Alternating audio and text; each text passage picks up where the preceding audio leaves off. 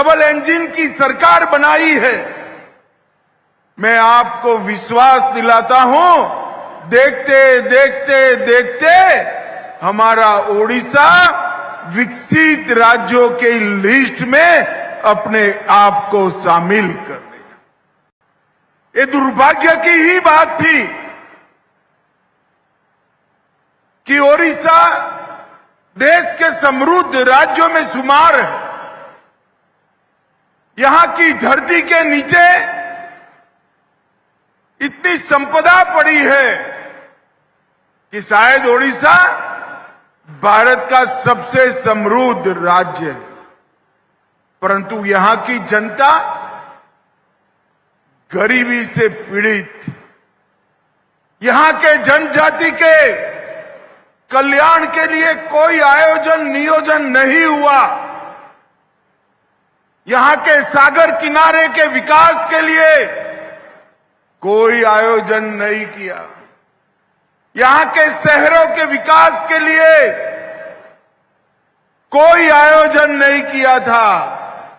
और 24 के चुनाव में हम नरेंद्र मोदी जी के नेतृत्व में उड़ीसा की जनता से आशीर्वाद मांगने आए थे और आपने पूर्ण बहुमत के साथ भारतीय जनता पार्टी की सरकार बना दी। और आज ये सरकार बहुत अच्छे तरीके से ओडिशा को आगे ले जा रही है। आज ओडिशा नए भारत के ऑप्टिमिज्म, ओडिशा की ओरिजिनलिटी और ओडिशा के सभी पड़ी हुई अपॉर्चुनिटी को एक्सप्लोर कर कर आगे बढ़ने का काम कर रहा है।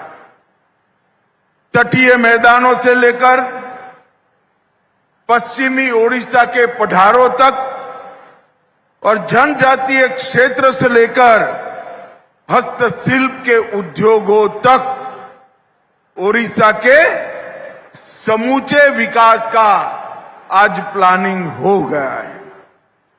महानदी के उपजाऊ बेसिन और चिलिका के विशाल जल क्षेत्रों का समन्वय कैसे हो, यहां तक भी प्लानिंग हो चुका है।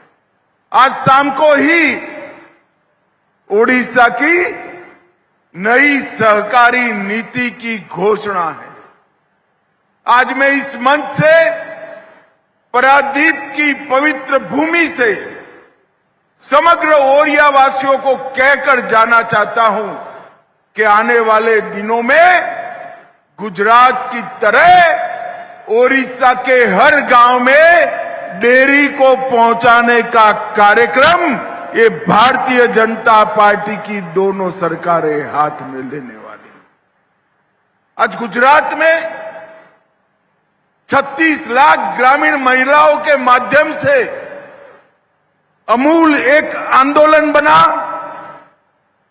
और आज अमूल 1,30,000 करोड़ का व्यापार कर रहा है और इसका मुनाफा आनापाई के साथ गुजरात की महिला पशुपालकों के साथ जाता है।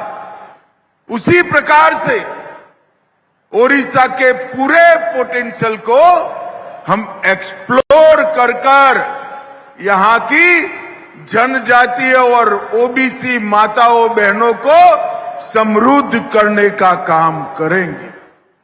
मत्स्य पालन को भी कोऑपरेटिव ताकत देकर इसमें बढ़ोतरी करेंगे। इससे सी फूड निर्यात में बहुत बड़ा फायदा होने की संभावना है। आने वाले दिनों में भारत सरकार का सहकारिता मंत्रालय और ओडिशा सरकार दोनों मिलकर ओडिशा के ग्रामीण जनजीवन को समृद्ध करने का एक प्रयास करेंगे।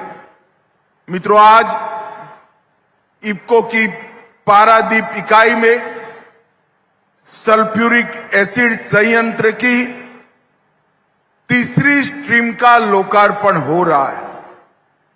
यह देश आज इस संयंत्र के लोकार्पण के साथ ही उर्वरक के क्षेत्र में आत्मनिर्भरता के लिए आगे बढ़ रहा है।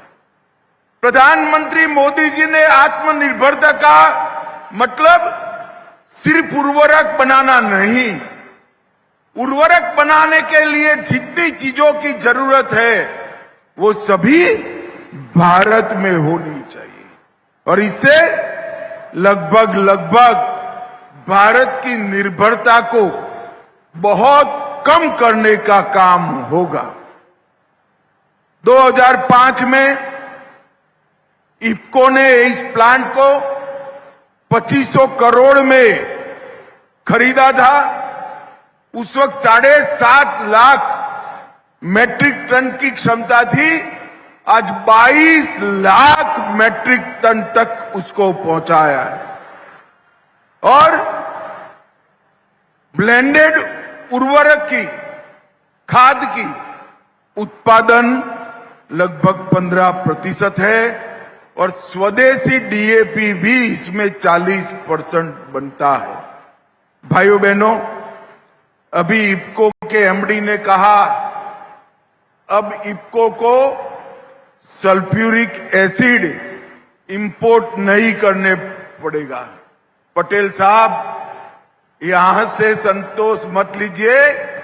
इफ्को में क्षमता है कि इफ्को अपने आत्मनिर्भर होने की न चिंता करे, सल्फ्यूरिक एसिड के क्षेत्र में पूरे देश को आत्मनिर्भर करने का काम हमारी इफ्को की इसी इकाई ने करना चाहिए।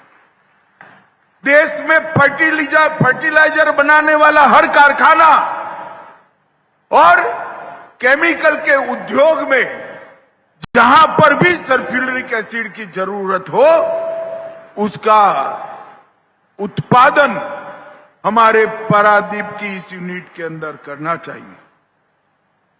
इफ्को अब nano urea, nano DAP, PM प्रणाम के माध्यम से रासायनिक उर्वरक के अत्यधिक उपयोग को कम करने का आंदोलन, ये सब चीजों में आगे बढ़ रहा है जिससे हमारा भूमि संरक्षण का काम भी होगा। और आज इस क्षेत्र में आप सभी को गर्व होगा, इस क्षेत्र में इफ्को दुनिया की सबसे बड़ी कोऑपरेटिव यूनिट बना है। ये पूरे भारत के लिए गर्व की बात है। और नैनो यूरिया, नैनो डीएपी, इसकी विश्व भर में मांग बनी। Nano urea plus, nano DAP, nano zinc, nano copper, आज इसको कई देशों में एक्सपोर्ट कर रहा है। ये हम सब के लिए आनंद का विषय है। भाइयों बहनों, इफ्को एक प्रकार से पूर्णतया कोऑपरेटिव स्वामित्व वाला साहस है। लगभग 36,000 कोऑपरेटिव यूनिट्स इफ्को के मालिक, और इस 36,000 यूनिट में 5 करोड़ किसान मेंबर बने हैं। तो इफ्को जो भी कमाता है उसका फायदा देश के 5 करोड़ किसानों को पहुंचाता है। यही इफ्को का सबसे बड़ा ताकत। एक प्रकार से इफ्को का कारखाना कलोल में हो, कंडला में हो, फूलपुर में हो, आमला में हो या पारादीप में, इसका मालिक हमारे देश के 5 करोड़ किसान हैं और 41,000 करोड़ का टर्नओवर, 3800 करोड़ का मुनाफा और 28,000 करोड़ की नेटवर्थ इसकी मालिकी हमारे 5 करोड़ किसानों की है। यही कोऑपरेटिव की चमत्कार है। मित्रों, मैं ज्यादा कुछ कहना नहीं चाहता। मैं आज ओडिशा की जनता को वादा कर कर जाता हूं, आने वाले दिनों में कोऑपरेटिव के क्षेत्र के माध्यम से ओडिशा के गरीब किसान, ग्रामीण जनजीवन और विशेषकर माताओं बहनों को आत्मनिर्भर करने का काम ओडिशा सरकार और भारत सरकार मिलकर करेगी। इसका मैं आपको भरोसा दिलाता हूं। इफ्को के अध्यक्ष, उसके उपाध्यक्ष, उनके एमडी और पूरे बोर्ड को मैं हृदय पूर्वक बहुत बहुत साधुवाद देना चाहता हूं। सभी इफ्को के कर्मचारियों को मेरी लाख लाख शुभकामनाएं हैं, क्योंकि कोऑपरेटिव यूनिट इतने अच्छे प्रोफेशनलिज्म के साथ चले और सभी पैरामीटर्स में, चाहे पर्यावरण के हो, स्वच्छता के हो, कर्मचारियों के कल्याण के हो या ऑप्टिमम यूटिलाइजेशन ऑफ प्लांट के हो, सभी क्षेत्रों में इफ्को ने रिकॉर्ड तोड़े हैं और प्राइवेट कंपनियों से भी इफ्को आगे निकला है।